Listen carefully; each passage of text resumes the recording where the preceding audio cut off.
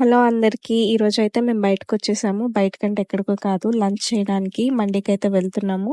And Anvi అయితే అప్పుడే నిద్ర లేచింది పాపం. నిద్రలో నుంచి తీసుకొచ్చేసాము. స్పెషల్ డే అంటూ ఏమీ లేదు. నార్మల్‌గా చాలా డేస్ అయింది మండి తిని అని చెప్పి వచ్చాము. ఆర్డర్ ఇచ్చేసి అయితే కూర్చున్నాము. మేము ఆర్డర్ ఇచ్చిన 5 మినిట్స్‌కి సూప్ అయితే ఇచ్చారు.